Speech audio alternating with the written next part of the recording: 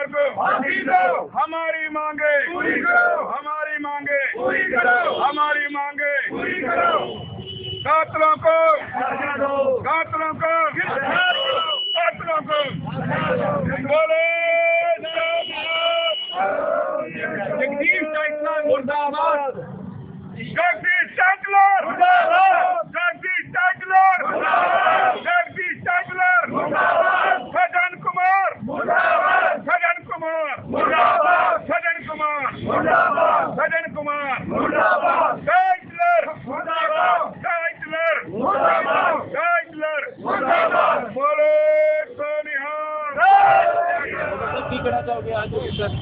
देखो 38 साल हो गए ने और भारत सरकार ने कत्लेआम करवाया सी और दिल्ली पुलिस ने सारी दिल्ली पुलिस ने मिल के कत्लेआम दे विच कातलां दा साथ दिता सी ते सिखां दियां लाशां नूं दिल्ली पुलिस ने रात दे अंधेरे दे विच दिल्ली दे बाजारां तो गलियां तो सड़कां तो चुक के गड्डियां दे विच ठूस के दिल्ली दे आस पास अरावली दियां पहाड़ियां दे विच लै गए सी और अरावली दियां पहाड़ियां च ले जाके पेट्रोल डीजल ते कैमिकल पा के साड़ दिता सी बिना धार्मिक मर्यादा दे।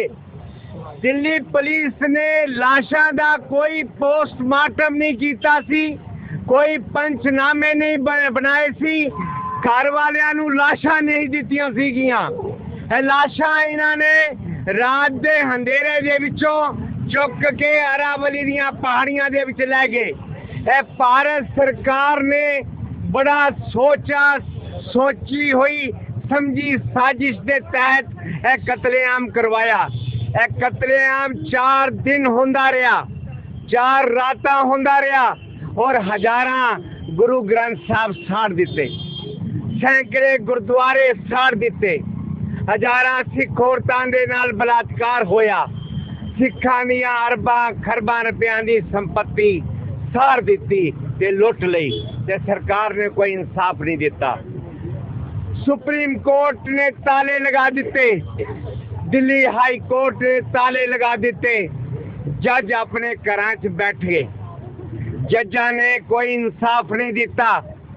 सुप्रीम कोर्ट 5 दिन ताला लग्या रहा, हाई कोर्ट ते ताला लग्या रहा ते कोई इंसाफ अज तक नहीं दिता, किसी एक बंदे नूं फांसी नहीं हुई।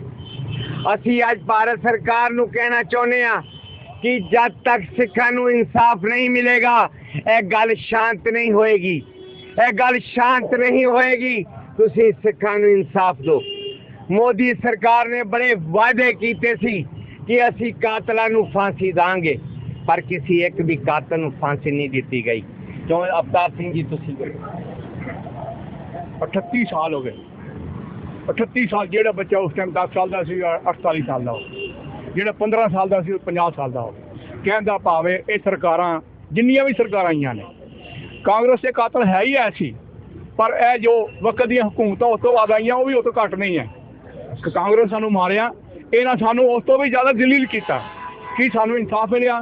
असी 38 साल तो लगातार हर साल इन्हां दिनां दे विच अपने शहीद परिवारों को याद करते हैं ते सरकार नूं गालां ही कढ़दे हैं। गालां क्यों गालां कढ़ांगे? असीं साडी कौम की है? असीं लोग कित्थे सी कित्थे पहुंच गए हैं।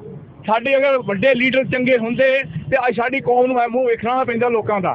साडी कौम दे चंगे ईमानदार लीडर हुंदे, सिख लीडर जिन्हों आपां कहंदे आ प्रोमिनेंट, ते असीं कोई सानू कोई अन्याय मिलिया हुंदा। लेकिन नहीं, ये सब विकाऊ लोग साडे जिन्ने हैं पार्लीमेंट चले जाणगे, राज्य सभा मैंबर बन जाएंगे, पैसे दे के लेकिन कौम की पिठ छुरा मारनगे। अज भी वही हालात ने। लोग कहते डर गए, सिख कौम डरती नहीं है। असी 38 साल तो उस टाइम तो बाद 84 तो बाद असी हर साल इसे तरह उस टाइम असी 10,000 होंगे सी, 20,000 होंगे सी, फिर 5,000 हो गए, हुण 50 या 100 या 200। गल ये नहीं है, साडा काम है नॉक करना सरकार नूं। बीजेपी सरकार हो या कांग्रेस सरकार हो या जनता की सरकार होवे, ਅਸੀਂ टाइम टाइम कहते रहे 10-15,000 ਤੇ ਕਹਿੰਦੇ 20,000 ਗਿਣਤੀ ਹੁੰਦੀ ਸੀ, ਅੱਜ 50-100 ਤੱਕ ਰਹਿ ਗਈ। ਇਸੇ ਕਰਕੇ ਰਹਿ ਗਈ। ਮੈਂ ਤੁਹਾਨੂੰ ਦੱਸ ਜਾਣਾ, ਉਸ ਟਾਈਮ ਜਿਹੜਾ ਬੱਚਾ 10 ਸਾਲ ਨੂੰ ਸਮਝ ਨਹੀਂ ਸੀ, ਜਿਹੜਾ 15 ਸਾਲ ਦਾ ਉਹਨੂੰ ਸਮਝ ਨਹੀਂ ਸੀ, ਜਿਹੜਾ 30 ਸਾਲ ਦਾ 28 ਸਾਲ ਦਾ 20 ਸਾਲ ਨੂੰ ਸਮਝ ਸੀ, ਉਹ ਅਸੀਂ ਉਹਨਾਂ ਚੋਂ ਅਸੀਂ ਹੁਣ ਜਨਰੇਸ਼ਨ ਚੇਂਜ ਹੋ ਗਈ ਹੈ, ਥਰਡ ਜਨਰੇਸ਼ਨ ਫੋਰਥ ਜਨਰੇਸ਼ਨ ਆ ਗਈ। ਅੱਜ ਹਾਲਾਤ ਇਹ ਐਸੇ ਕੌਮ ਦੇ ਸਾਡੇ ਲੀਡਰਾਂ ਦੇ ਹੈ ਕਿ ਕੋਈ ਬੋਲ ਕੇ ਰਾਜੀ ਨਹੀਂ ਹੈ, ਲੋਕ ਡਰਦੇ ਨੇ। 84 ਦੇ 2 ਸਾਲ ਦੇ ਬੱਚੇ ਸੀ, ਉਹ ਹੁਣ ਤੱਕ ਹੁਣ 40 ਸਾਲ ਦੇ ਮੇਰੇ ਬੱਚੇ ਹੋ ਗਏ ਨੇ। ਉਹ ਪੁੱਛਦੇ ਨੇ 84 ਕਿਹਨੂੰ ਕਹਿੰਦੇ ਹੋ? ਮੈਂ ਕਿਹਾ ਬੇਟੇ 84 ਉਹਨਾਂ ਨੂੰ ਕਹਿੰਦੇ ਸਾਰੇ ਕਤਲੇਆਮ ਹੋਏ ਸੀ, ਹਜ਼ਾਰਾਂ ਸਿੱਖਾਂ ਦੇ ਕਤਲੇਆਮ। ਅਸੀਂ ਬੜੀ ਮੁਸ਼ਕਲ ਨਾਲ ਬਚਿਆ, ਬੜੀ ਕਿਸ ਤਰ੍ਹਾਂ ਕਰਕੇ ਬਚਿਆ, ਸਾਰੇ ਕੇਸ ਵਗੈरह ਕੱਟ ਕੇ ਫਿਰ ਅਸੀਂ ਆਇਆ। ਬੜੀ ਮੁਸ਼ਕਲ, ਥਾਣੇ ਵਾਲੇ ਵੀ ਸਾਨੂੰ ਸਾਥ ਨਹੀਂ ਦੇ ਰਹੇ ਸੀ, ਥਾਣੇ ਵਾਲੇ ਵੀ ਪੁਲਿਸ ਵਾਲੇ ਵੀ ਸਾਨੂੰ ਮਾਰ ਰਹੇ ਸੀ। ਸਾਰੇ ਬੱਚੇ ਬੜੀ ਮੁਸ਼ਕਲ ਨਾਲ ਬਚੇ ਨੇ। ਤੁਸੀਂ ਆਪ ਅਸੀਂ ਇਹ ਕਹਿਣਾ ਚਾਹੁੰਦੇ ਹਾਂ ਕਾਤਲਾਂ ਨੂੰ, ਜੋ ਕਾਤਲਾਂ ਵੈਸੇ ਘੁੰਮ ਰਹੇ ਨੇ ਉਹਨਾਂ ਨੂੰ ਗ੍ਰਿਫਤਾਰ ਕਰੋ ਜੀ। ਅਸੀਂ ਤਾਂ ਇਹ ਚਾਹੁੰਦੇ ਹਾਂ, ਹੁਣ 40 ਸਾਲ ਹੋ ਗਏ ਨੇ, ਸਾਨੂੰ ਇਨਸਾਫ ਨਹੀਂ ਮਿਲਿਆ, ਸਾਨੂੰ ਇਨਸਾਫ ਮਿਲਣਾ ਚਾਹੀਦਾ। ਅਸੀਂ ਸਰਕਾਰ ਦੇ ਨਾਲ ਇਹ ਹੀ ਹੈ, ਸਾਰੀ ਬੇਨਤੀ ਹੈ, ਅਸੀਂ ਬੇਨਤੀ ਵੀ ਕਰਦੇ ਹਾਂ, ਜ਼ਬਰਦਸਤੀ ਵੀ ਕਰਾਂਗੇ, ਸਾਨੂੰ ਇਨਸਾਫ ਮਿਲਣਾ ਚਾਹੀਦਾ। ਅਸੀਂ ਜਿਹੜੇ ਪਰਿਵਾਰ ਸਾਰੇ ਆਏ ਆ ਸਾਰੇ 84 ਦੇ ਜੀ, ਸੁਲਤਾਨਪੁਰੀ, ਮੰਗੋਲਪੁਰੀ, ਤਰੋਪੁਰੀ, ਇਹ ਸਾਰੇ ਉੱਥੇ ਹੀ ਰਹਿਣ ਵਾਲੇ ਹਨ। ਅਸੀਂ ਸੁਲਤਾਨਪੁਰੀ ਦੇ ਹਾਂ, ਕੋਈ ਇੰਦਰਪੁਰੀ ਦਾ, ਕੋਈ ਕਿੱਥੋਂ ਦਾ, ਕੋਈ ਜੇ ਕਲੋਨੀ ਦਾ, ਸਾਰੇ ਹੀ ਸਾਨੂੰ ਇਨਸਾਫ ਮਿਲਣਾ ਚਾਹੀਦਾ। ਇੱਕ ਮੈਂ ਬੇਨਤੀ करता है, हिंदुस्तान ने एक जो कुदरती कहर का एग्जाम्पल दिता किया क्या कि जब बड़ा दरख्त गिरता है तो सारी धरती हिलती है। वो समझदार बेवकूफ़ आदमी जब कुदरत की आफत आ गई तो सब आदमी मारे जाएंगे, सिख परिवार को चुन के नहीं मारा जाएगा। ये कैसी आपत्ति, ये कैसा पेड़ गिरा था जो हिंदुस्तान ने ये तकिया कलाम बनाया कि जब बड़ा पेड़ गिरता है तो धरती हिलती है। मैं तब मानता जब उस एरिया में अफेक्टेड हर आदमी को सजा मिलती। क्यों सिख परिवार को, क्यों सिख समाज को चुना गया? उस समय जो 50 साल का आदमी था वो अकाल चलाना कर गया। कौन करेगा इसकी पैरवी? जब हम कर रहे हैं तो क्यों नहीं? गले में टेर डाल के और उनको जलाया गया। मैं भी आर्मी से रिटायर हूँ।